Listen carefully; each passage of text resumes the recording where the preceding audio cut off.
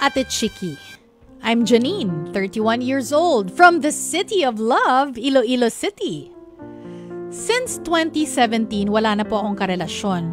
Binuhos ko yung pagmamahal ko sa kanya pero nakabuntis siya ng ibang babae. During pandemic, nag-aral ako ng master's degree at naging busy sa pag-aaral para makalimot. Kaya naman wala na akong time para pumasok pa ng relasyon. Noong 2022, nag-explore po ako ng isang dating app. Baka sakali lang, time na para makakilala ng bago. At nakilala ko nga si Kuya Afam na itago na lang po natin sa pangalang David. O diba, hindi mo pa ginawang John. He's living in the US pero until now, hindi pa rin po kami nagkikita sa personal. Pero nafe-feel ko naman, Ate Chiki, na he is the one for me. Kailangan ko na po ba siyang bigyan ng ultimatum? Para ibahagi sa atin po mga kapatid, no, ang kanyang kwento, makakausap natin sa linya ng telepono si Janine, ang 31-year-old from Iloilo City, City of Love. Welcome sa programang Shout Out, Janine. Hello po. Good evening po, Ate Chiki. Salamat po sa pag-imbita sa akin. Ilonggo, kagali, no? Yes po. Oo. Born and raised po. Born and raised. Ikaw sa Iloilo, ako sa Bacolod. Pero hindi ko born sa Bacolod. Ano lang, sa high school ko to. Pero anyway, this is not about me, this is about you. So, ang pinakatanong mo is, kailangan mo na ba siyang bigyan ng ultimatum, tama? Opo. Oo. Ibig sabihin, ultimatum for what? Na magkita na kayo? Or ultimatum for what?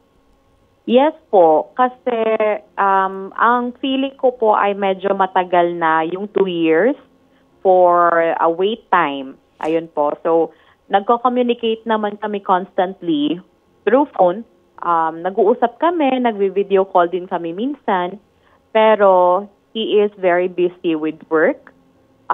Medyo mataas yung position niya sa work niya. Okay. Kaya he is going back and forth from one state to another. Parang ganun po yung setup. So, hindi po siya agad-agad na pwedeng umalis or basta-bastang pwedeng umalis because he have to travel constantly. So, ayun po. Pero, in terms naman po sa character niya, okay naman po kami. Nagkakasundo naman kami. Wala naman kami halos pinag-aawayan na mabigat. Kung meron man kaming mga bagay na kailangan pag-usapan, binibigyan niya ako ng time para i-explain ko yung sarili ko, express ko yung emotions ko, at nakikinig lang siya. So, I really think na he is the one. Ang problema ay, masyado siyang malayo for now, at hindi ko alam kung kailan kami exactly magkikita. So, trabaho ang reason niya. Pero, nagigilty ako na kung magde-demand ako ng ultimatum na kailangan na naming kumbaga step 1 na magkita kami kasi ganun naman talaga, 'di ba, Ate Chiki, kailangang magkita para malaman niyo kung compatible talaga kayo sa isa't isa. Agree ako diyan. Pero Janine, ano lang, para lang malinaw sa akin, kayo na ba or sinasabi niyo ba sa isa't isa na may gusto kayo sa isa't isa?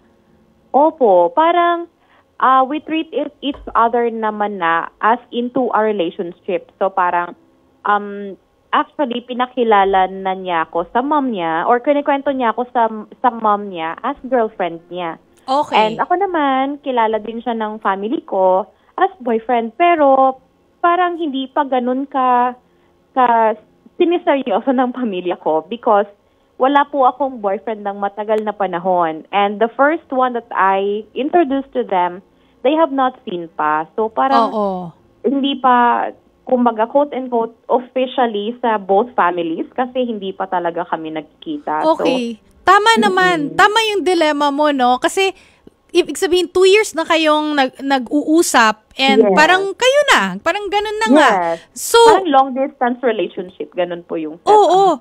Pero oo, Opo. merong maling-mali yung hindi kayo nagkikita, 'di ba? Pero Yes. at wala kayong sabi mo kung tanong mo 'di ba kung bibigyan mo na siya ng ultimatum, pero meron ba kayong plans na magkita? And meron Yes. bang timelines dito? Kasi ang plano pag walang timeline, then it's bad planning. Mm-mm. So may timeline ba? Kasi ultimatum, 'di ba? So ang iniisip ko baka nag-discuss na kayo ng plans, tapos baka sinabi niyo, "Okay, next year." So ang ultimatum mo is pag hindi nangyari next year, di something has to happen. So plans meron na and timeline?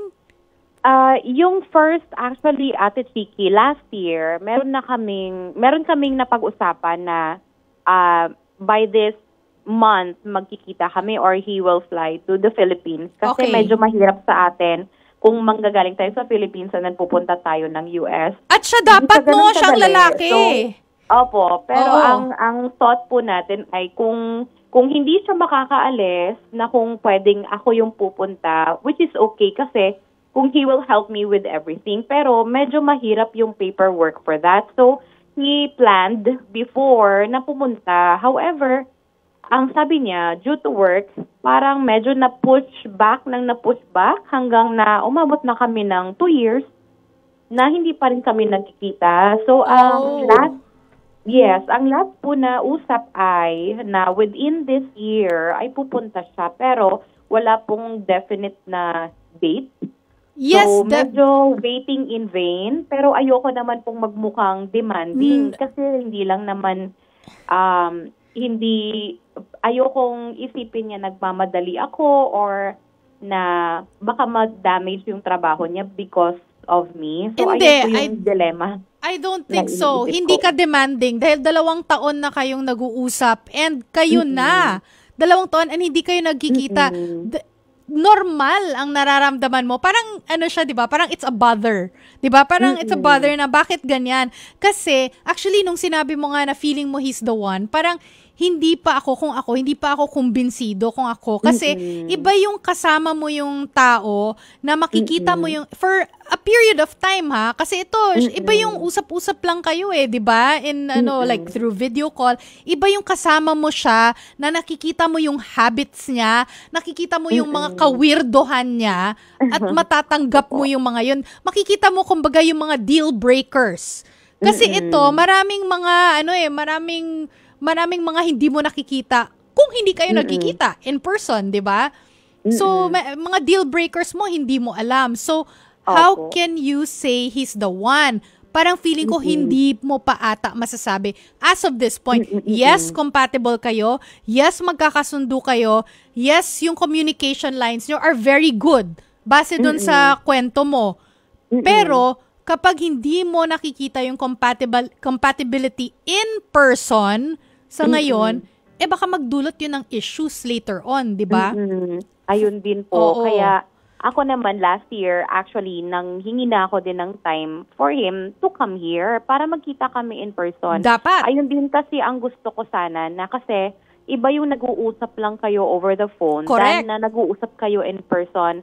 Pero parang along the way, Ate Chiki, alam mo yung pag may nakikita kang ibang tao or like opposite sex, example, other guys, na hindi mo makita yung compatibility na nararamdaman mo sa kanya. Nararamdaman ko sa kanya, sa ibang tao. So, nag-i-stick ako doon and hindi ko alam kung dahil ba to sa previous ko din na nangyari sa akin, which is yun nga, yung naging ex-boyfriend ko na hindi naman naging faithful sa akin. So, ang iniisip ko ay, should I give this man a chance to prove himself to me?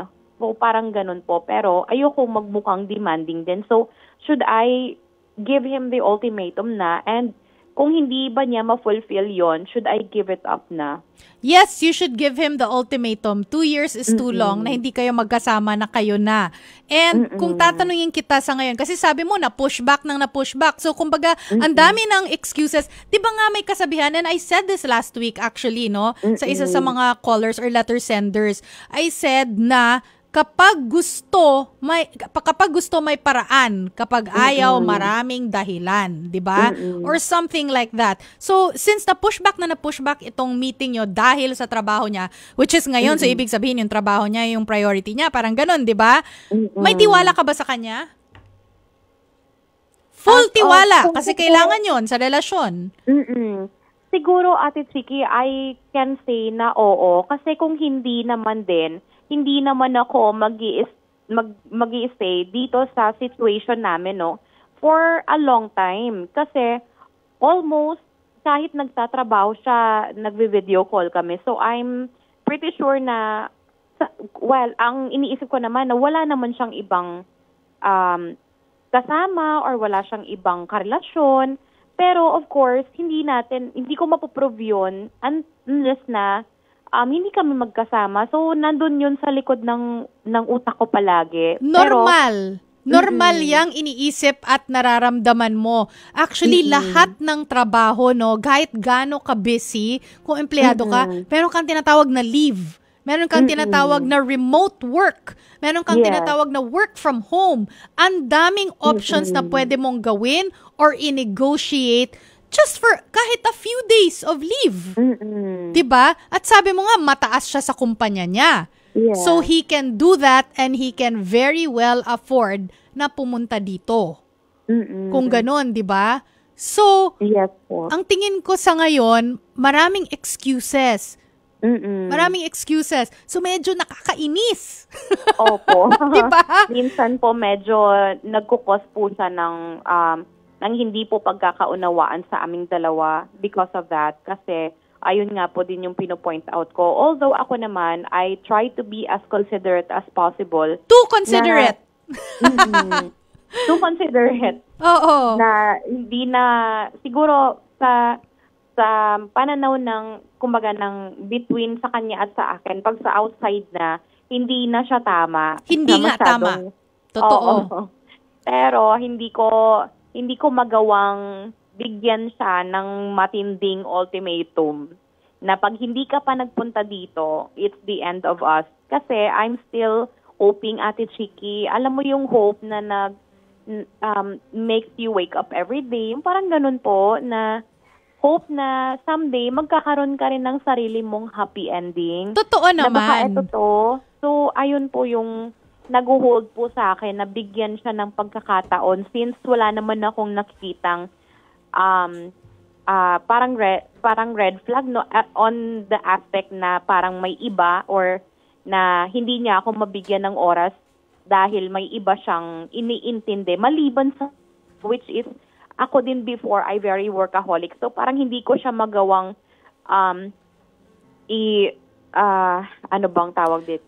Parang it's okay. Gets kita. So hindi mo gets kita. Pero for me kasi ayoko maubusan tayo ng oras. For me, yes, bibigyan ko siya ng ultimatum. Definitely you're in the right na ganun. Kasi 2 years na kayo, hindi pa kayo nagkikita. And in 2 years, never kanya pinili over his job. Yun yung ibig sabihin. Kasi, yun nga, ang sinabi ko na merong work from home, merong remote work, given that boss siya, and merong leaves para magbakasyon ka. Or mag-take time to yourself. Minsan pa nga, meron pa nga mga mandatory leaves eh. And ikaw, kung workaholic ka dati, I'm sure, kung ikaw ay bibigyan ng ultimatum, actually, I don't think aabot pa sa ultimatum yan eh. Hindi aabot ng 2 years yan eh. I'm sure ikaw bilang workaholic dati, magli-leave ka para ma-meet mo yung boyfriend mo. Diba? Yes. Ganon. Gagawin ng lahat. Oo. So, yun. So, for me, yes, give him an ultimatum. Kung hindi, then he's not worth it. Kung hindi niya matupad. At bakit mo naman, hindi magiging happy ending yun kung ida-drag on mo lang. Diba? Dr. Love, ano sa tingin mo? Nandito na si Dr. Love eh. I don't know if you heard the story. Did you hear the story? Konti lang. Konti lang. Okay. So, meron siyang boyfriend, Hello po, Afam. Dr. Love. Good evening po. Hello, Yes. good evening po.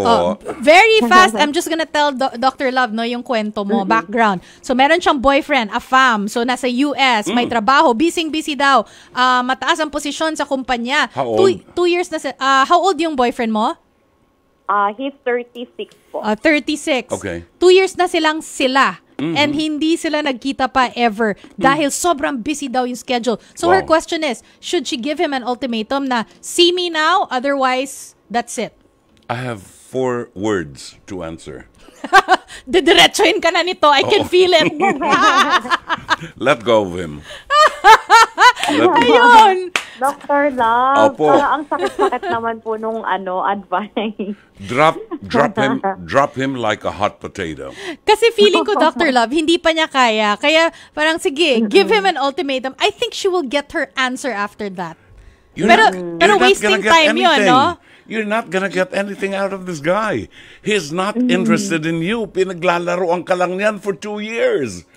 Kasi kung love ka niya talaga, afam siya, afam, Oo. at mataas ang position niya, executive level, Opo. ay sus, Ginoo, magkano lang pamasahe pupuntang Asia? Exactly. And ang problem Ayun kasi nga is po, hindi po kasi. Hindi oras naman, yung problema Oo, daw. Pero yung that's... oras yung No. problema. No. Darling, wala yung oras pag nagmamahal ka. Diyos ko, kahit nga this oras ng gabi, pupuntahan kita sa bahay mo kung kailangan mo ko. Basta mahal kita. Diba? Tsaka yung nga sabi ko sa kanya, may mga leave. Oo. Hello. No, he's not interested in you. Nakita na ba niya ang picture mo? Oh, nagvi-video call po sila kami. eh. Nagvi-video call kayo? Para. Ay. Nag-uusap naman kami, kumbaga nakita ko naman He's not yung serious. itsura niya. He is And not serious. the same. Oo. O, yun. So, yun na. So, kung Baka may gusto... asawa na. Ay, yun nga eh. Pero sabi, well, anyway, Baka lang naman. It's anybody's guess na Ayun yung ganon. Po, so parang hindi natin mako-confirm lahat-lahat. Na Oo. hindi, ayun po at the back of my mind. Oo. Until na magkikita kami. Pero Ay, I'm naku, still tantanan giving mo him yan. the- Don't expect. Oo. 2 years? Mag-shota kayo 2 years? I love you. Kayo. Nakakaloka, di ba? Oo. Oo. Ano? Kung ako yung shota mo, 2 months lang siguro. Tapos ang dami kong laki ng kita ko. Executive ako eh. Magkano lang pumasahe sa Philippine Airlines papuntang Pinas? Tapos yung lalaki, kaya ba yon na hindi magkasama ng 2 years? Di ba? Shota mo? Valentine's, Christmas, Hindi anniversary. kaya ng lalaki yun. No. Believe me, dati akong babaero. Ayun. Dati akong babaero. He's not interested. Kung interesado yan sa'yo, darling, nakita na kayo yan. Oo. Oo. So kung gusto mo na lang siguro, Jenny, na talagang bigyan pa ng isang pagkakataon, yun, yes, give the ultimatum. Yes. Pero Oo. kung gusto mo na talagang hindi ka na magsayang ng oras, yun. Sabi nga ni Dr. Love, Ilang taon let na go of him. Anong pangalan niya? Janine? How old are you, Opo. Janine? 31 po. Bata! Bata pa. Dami pang- Pero 31 na, nag-enjoy na siya. Kasama ng syota niya. Oo. Diba? Wild days ka na dapat eh, sa Oo. 31. Hahabol ka niyan para magkaroon kayo ng mga at least 3 baby. Ayun Pahabol. nga po. Actually, family is asking na kaya parang medyo nai-stress na po ako. Well, do not be pressured by it. Do not be pressured by your family. Isipin mo lang So, ayun yung... naman. Ako naman Oo. po ay gusto ko lang din namang makahanap ng happy ending. I know Oh, parang yes, siguro yes. too good to be true siya. Hindi ko alam, pero still hoping for that. I Kaya, am ayun po. speaking as a former lover of several ladies to interesado mahaba na ang 6 months. Pupuntahan ka niyan, gusto niyan mayakap ka niya, gusto niya maamoy ka, Exactly! gusto niya madinig ka, gusto niya mahawakan ka. You know, all the senses, chiki. Kailangan yung presence. At saka, pag nagkita na kayo, babalik na yan doon sa Amerika, then mas solid yung inyong relasyon. Yes. Oo. Pero walang inamami dyan sa Quezon Boulevard. Kaya medyo nagpa-practice na po ako magluto kung sakali. Ay, naku. Diyos ko! Don't expect too May much, ibang ha? may gusto po. Pero okay lang kasi yung mga skills na yan magagamit mo sa Magagamit ibang mo. lalaki. Opo. Worth it na lalaki. O yan, Sana hindi Janine. naman, pero just in case. Oo. Ama po kayo. Oo. Tika balo ka naman guro, kung anong dapat mo obrahon. Ilongga. Ilongga, taga Iloilo, ni si Janine. Oo. City of Love. Oo, City of Love. Oo. Baka nasobrahan po ng bigay ng love. Oh. parang Okay lang yun. isang Okay lang partner na yun. rin siya. Ano Kaya lang, ba yun? dapat lang yung love ay may direksyon. Hindi lang, alam mo, sa isang relasyon, hindi po pwede. May nagtanong sa akin, Janine, noon, ano? Sabi niya, Dr. Love, which is better? Mahal ka o mahal mo? Ano? Okay.